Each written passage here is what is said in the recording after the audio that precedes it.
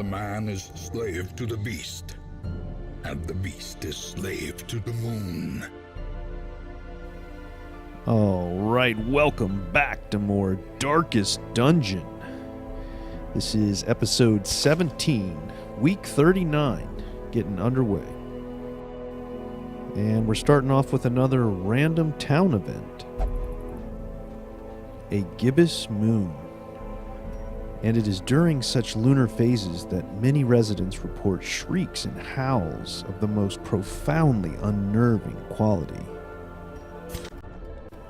So this time a random town event that is beneficial to us. All idle abominations will gain 1 level.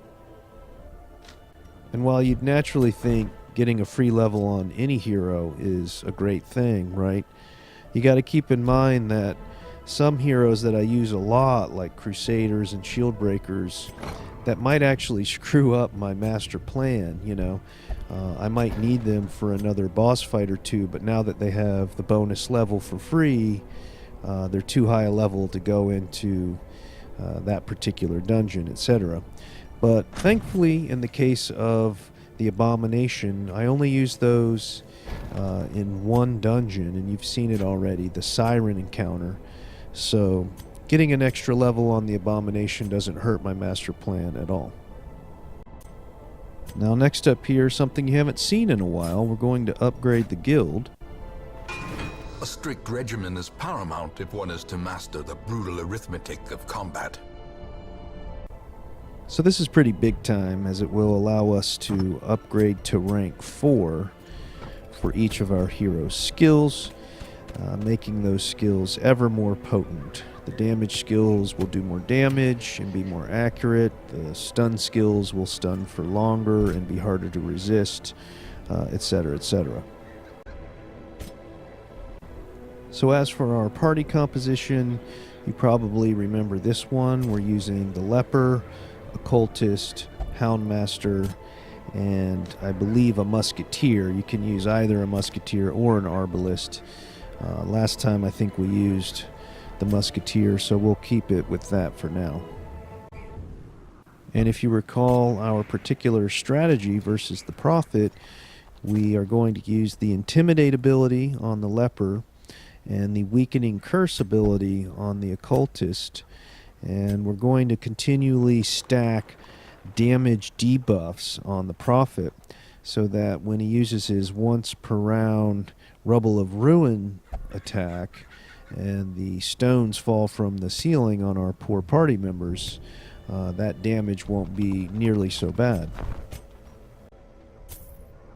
And again, the reason I use this strategy is it allows the other two party members, the Houndmaster and Musketeer, to slowly whittle down the consecrated pews. If you recall, there are 3 ranks of pews between the party and the Prophet, and if you can destroy them, then you get a little splinter piece as a treasure reward after the fight is over, and each of those splinters sells for 2,500 gold. Now as you watch this preparation Hamlet turn, you may notice that even with the 2x speed multiplier, it takes me quite a while to get through it. And a lot of that has to do with the increasing cost of upgrades. It's great and all that we upgraded the guild and we can get up to rank 4 on the various skills we want to take into this dungeon, but those upgrades are getting increasingly more expensive. And the same goes for armor and weapons, right? We don't want to go in there with 2-2 on our weapon and armor. We'd like everybody to be at 3-3. Well, this costs gold, and it costs a lot of gold. And then keep in mind, we want to drop people off at the sanitarium, remove corks, cure disease, etc. And then yet we still have to save some gold for provisioning, right?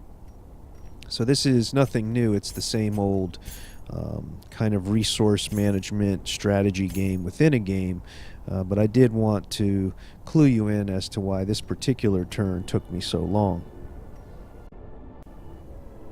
Now, one thing I wanted to mention last episode, but I didn't end up having enough time to fit it in, involves those voiced over ancestors' memoirs that we get just prior to entering a dungeon where there's a boss.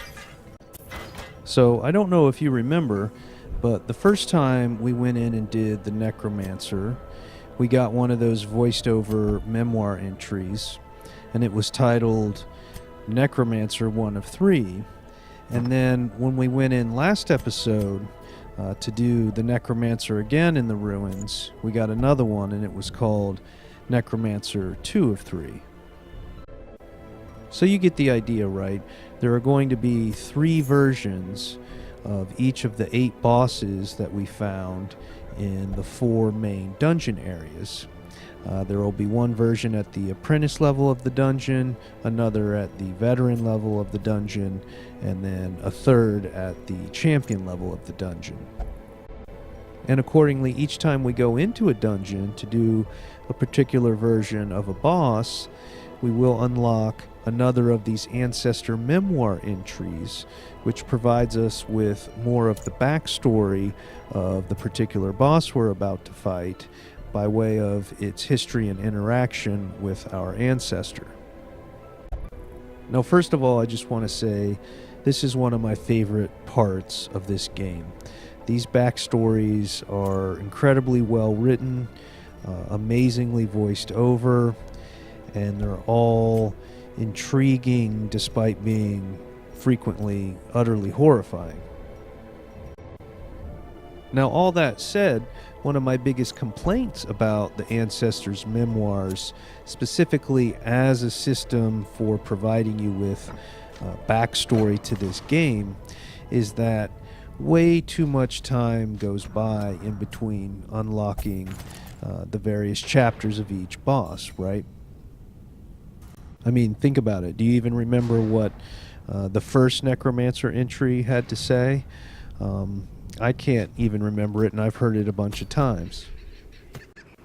So in response to this somewhat flawed storytelling mechanic, and as a way for you to experience and ponder each of the boss's backstories in their entirety, I've decided to give you all 3 of the ancestor memoir entries for each boss in a row before we go in and do the final champion version of each boss.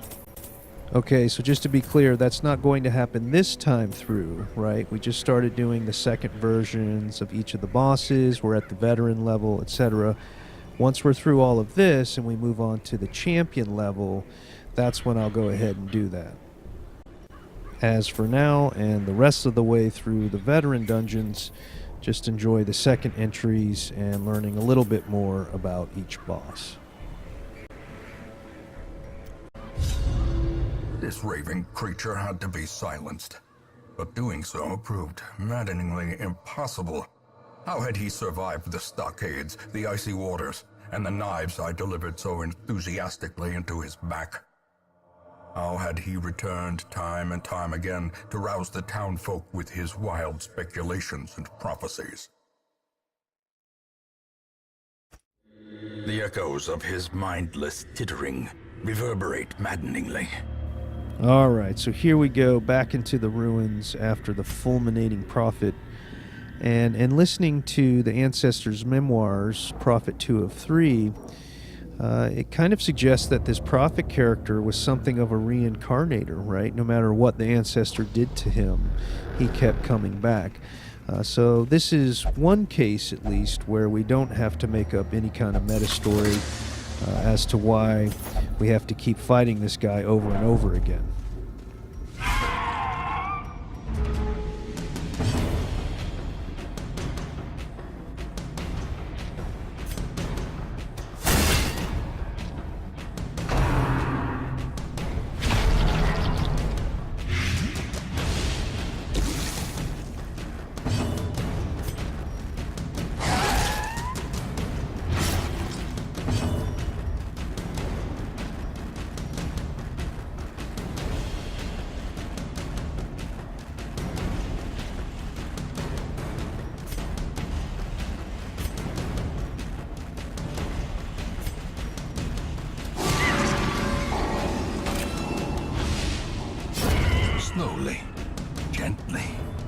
This is how a life is taken. A time to perform beyond one's limits.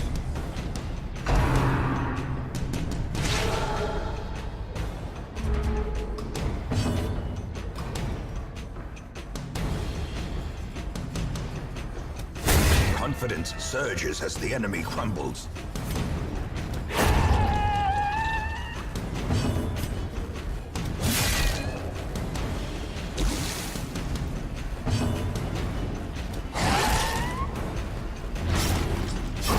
Great is the weapon that cuts on its own.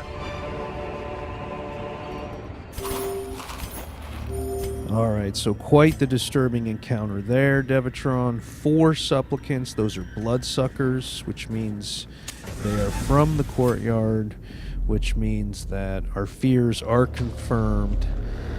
The infestation is spreading to existing areas. Curious is the trap maker's art, his efficacy unwitnessed by his own eyes. Now, luckily for us, we got through it. Nobody contracted the Crimson Curse, but you can imagine things can only get worse from here. Alright, nice positive quirk there. Gothic increases how much healing she receives from Weird Reconstruction, which is the healing spell our occultist uses.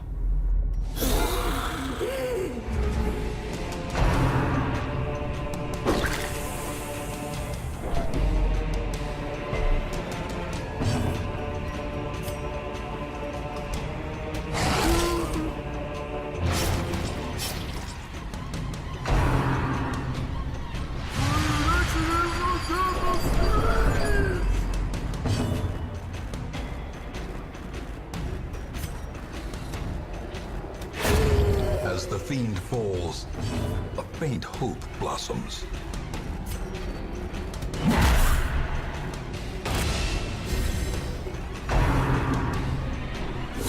How quickly the tide turns.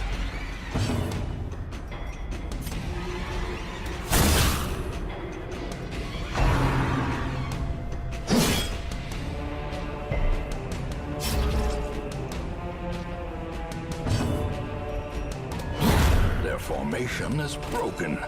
Maintain the offensive.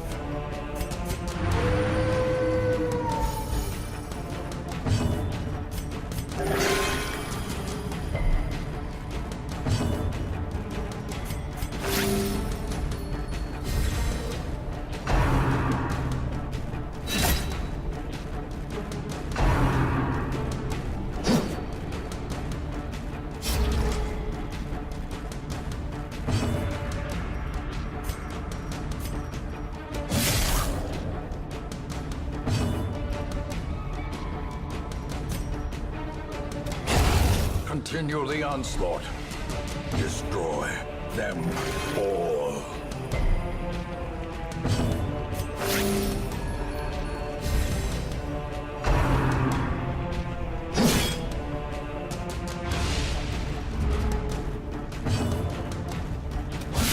A powerful blow.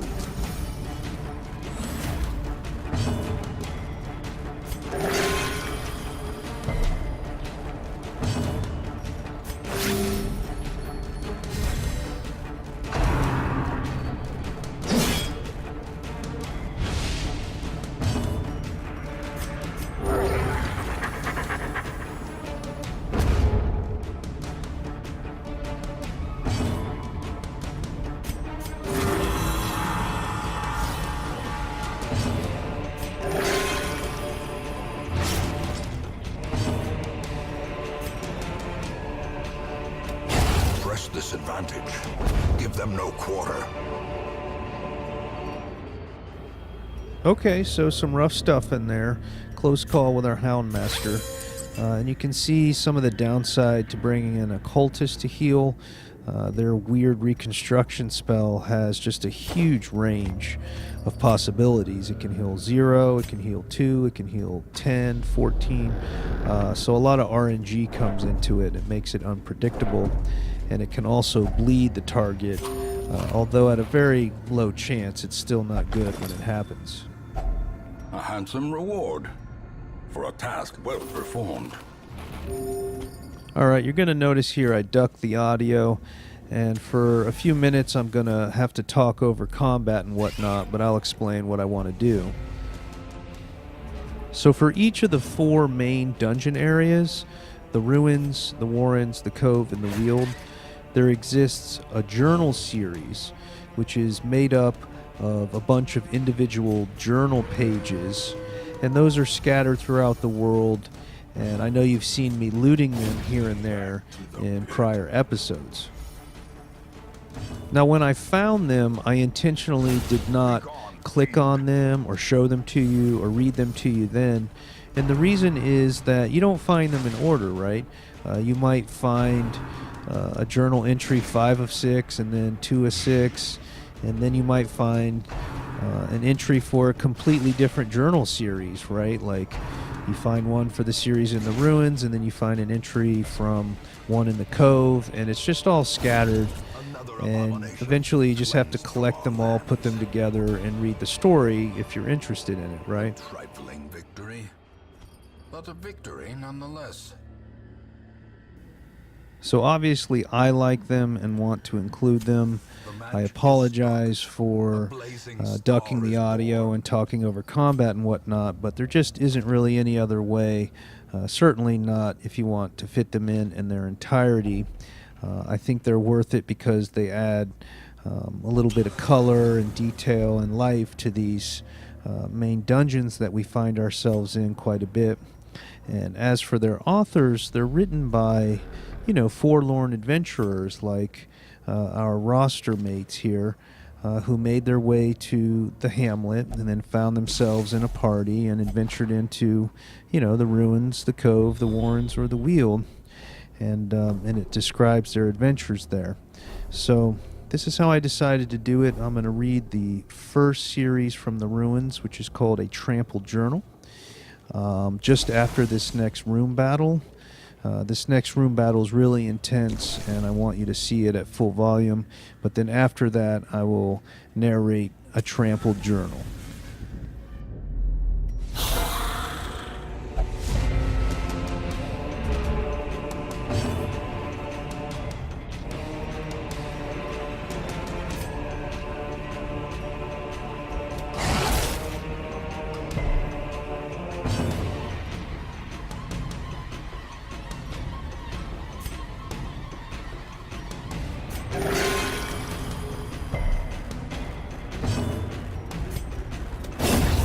Annihilated.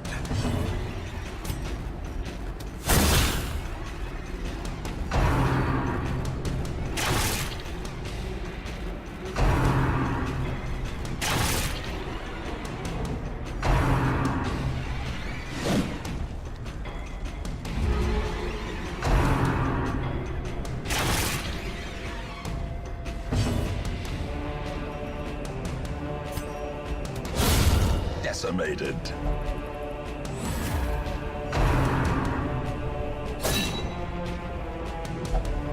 A hand's breadth from becoming unwound.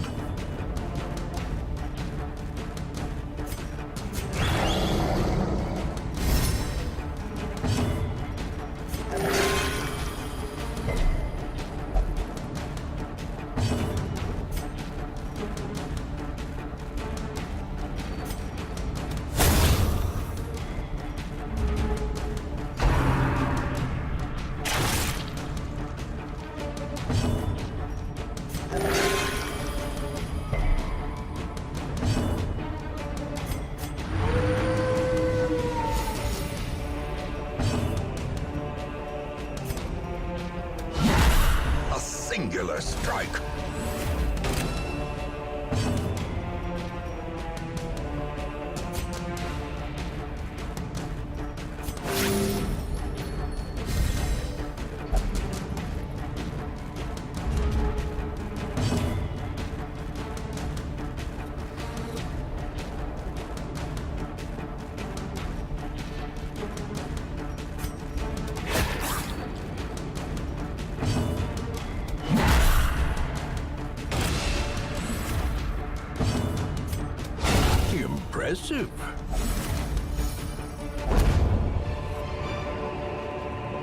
Remind yourself that overconfidence is a slow and insidious killer. Sebastian's watch was his last. We were jolted during our evening's repast, the best we could make in these murky halls of our once great house, from the roar and flash of black powder. We dropped our bowls and hurried to him. All we could find was his spent pistol and a trail of blood, leading into a maze of shadows. We press on. We fought in the East Gallery, filled with portraits of our ancient lineage, uncaring witnesses to the slaughter. Alhazred, the fiery heartbeat of our retinue, wrought havoc on our enemies' ranks. I keenly feel his absence, even as I remember voiding myself upon seeing his lifeless body fall, blood pouring from his screaming mouth, some cruel knife having rent his lungs to gore. Yet we were victorious, and thus we press on. Huel, dear friend, exemplary warrior, a survivor of the king's wars and many sorties into these halls, met an ignoble end. We were weary, Huel and I, as we searched for sanctuary. Weariness, it appears, has a murderous streak. It blinded him to the mechanism that tripped the spikes which eviscerated him. I held him as his essence slipped away, another giant fallen in our mad pursuit. I am alone now, weary but unbowed. I press on. I am become vengeance. All cultists will feel my mace. Brigands fear my roar. I am outnumbered, 'tis true. I am starved and half mad, but as long as there is breath in my body, I will press on. I will wreak unbearable agony on those who would seek to despoil my great manse. And now they come. I douse my torch. I do not fear the darkness. This is my house, and woe to the uninvited. As the light gains purchase, spirits are lifted, and purpose is made clear. Alright, so I hope you enjoyed the Ruins Journal series, A Trampled Journal. And one thing that we can note, at least that stood out to me, is that the author referred to the estate as my house and my manse, the portraits in the East Gallery as being of those of our ancient lineage, etc.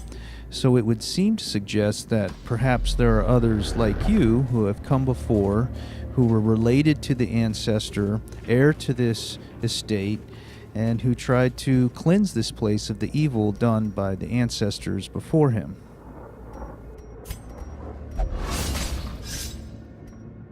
Cruel machinations spring to life with a singular purpose.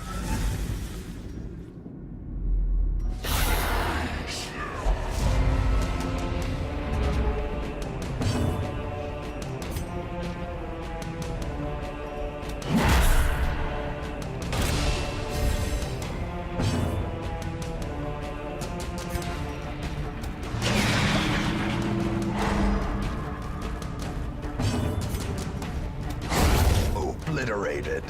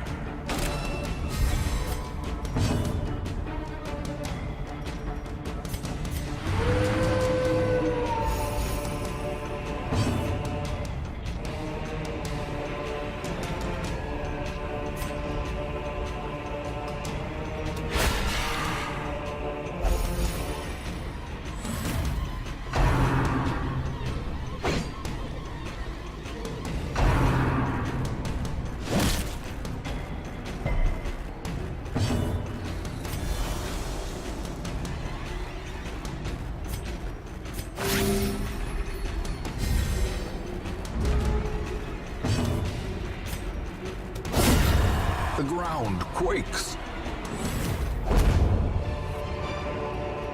These nightmarish creatures can be felled. They can be beaten. Alright, so some really nice stuff there. Leper hitting very hard on those front two ranks. As for the journal series, the possibility that there have been other heirs to this estate like us, we'll just have to keep our eyes and ears open the rest of the playthrough, and also pay close attention to the other journal series. Now, as for our progress here, we're just about to the boss. You can see that I go ahead and switch out active skills on the various heroes, get them set up for the boss fight. And it's been a pretty good run. We had a little bit of trouble in one of the fights with the occultist getting to death's door, but we were able to guard him and then heal him back up. Again, this isn't a great composition for grinding. DPS often has to be stalled in order to back up heal on the Musketeer or to stress heal on the Houndmaster, etc. But again, like a lot of boss compositions, it's made to fight the boss, not necessarily made to get to the boss. The way is lit. The path is clear. We require only the strength to follow it. And speaking of the boss, we've arrived. So let's go ahead and get everyone their holy water buffs. I got a little food left. I can top off our Houndmaster. And then we'll get on in there, Devatron, for the Fulminating Prophet.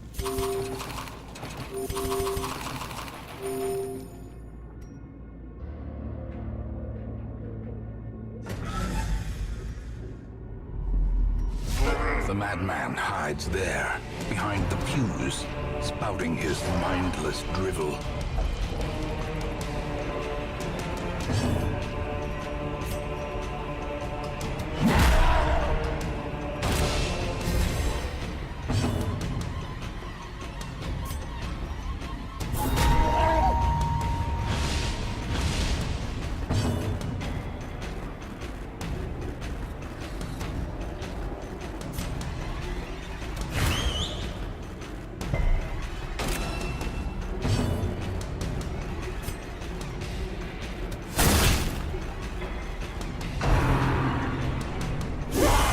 Grievous injury, palpable fear.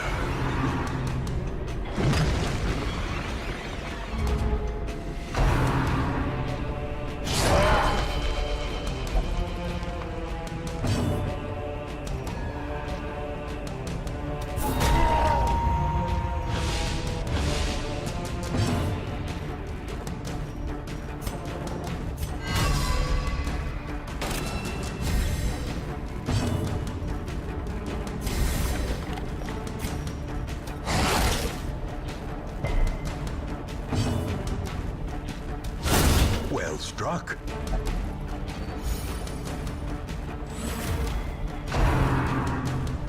A dizzying blow to body and brain.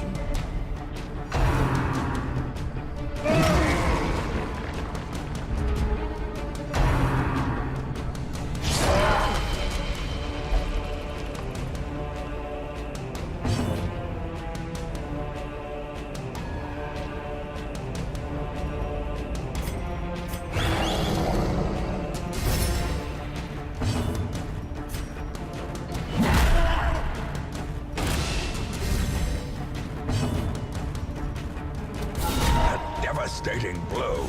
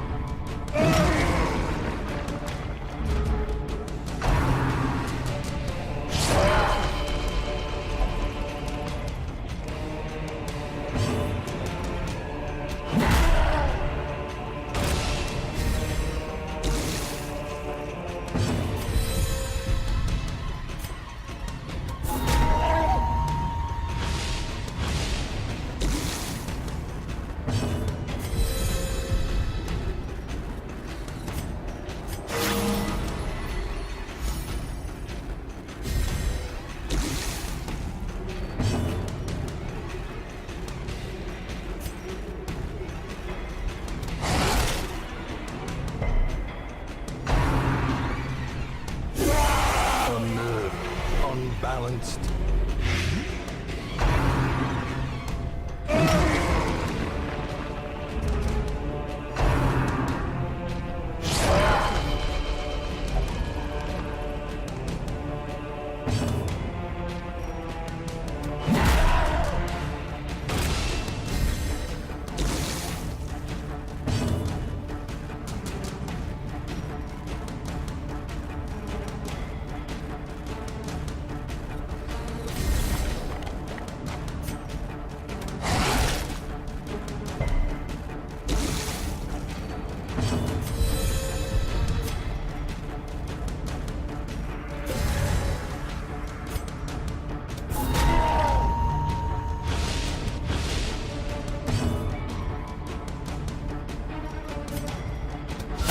Precision and power.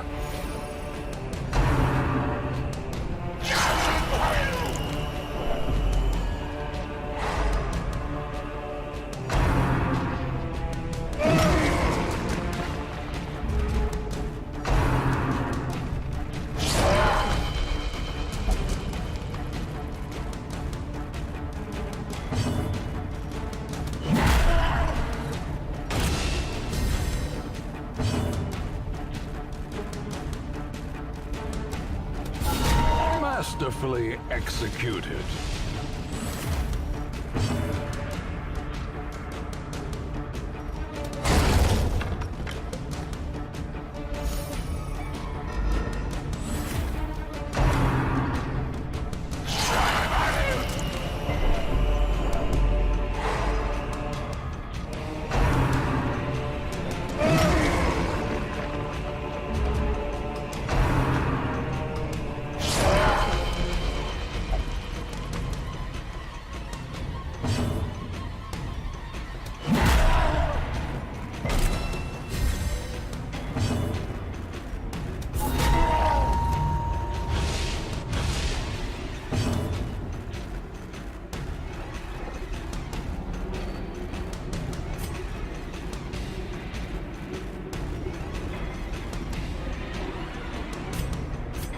A momentary abatement.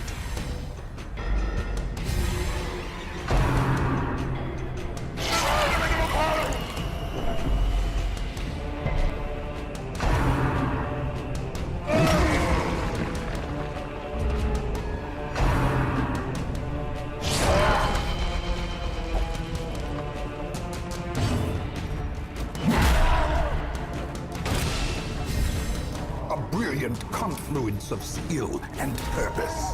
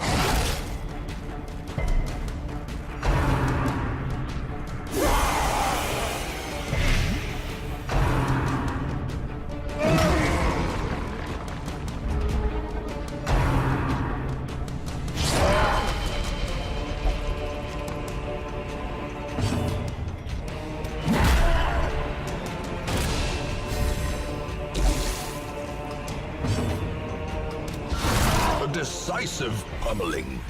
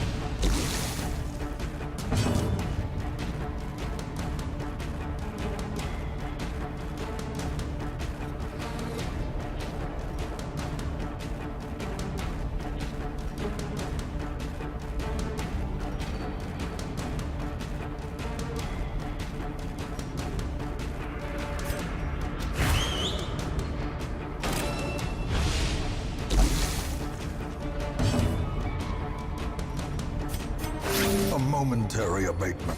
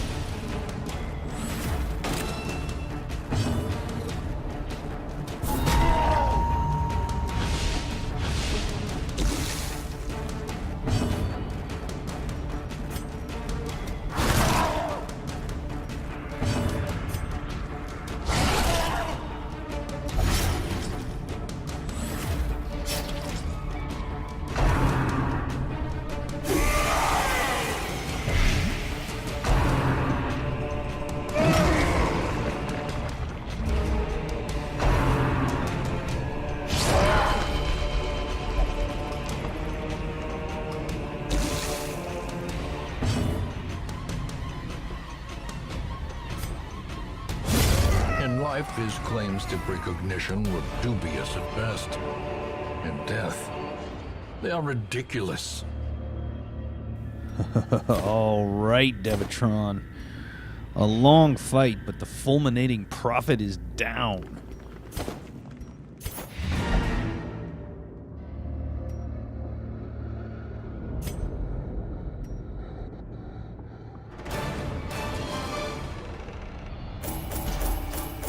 And again, that can be a lot faster and easier if you just go after the boss, but look at this gold from those consecrated pews. I love stretching it out and getting that extra gold, Devatron. Over 20,000 gold. Alright, so 8 XP for everybody. Only Mayules. Getting a quirk reward. Tough! That's badass. We're going to lock that one in for sure, Devatron. Alright, Fulminating Prophet down. second round of Ruins bosses down. This is Darkest Dungeon, Devatron. We'll see you in the next episode.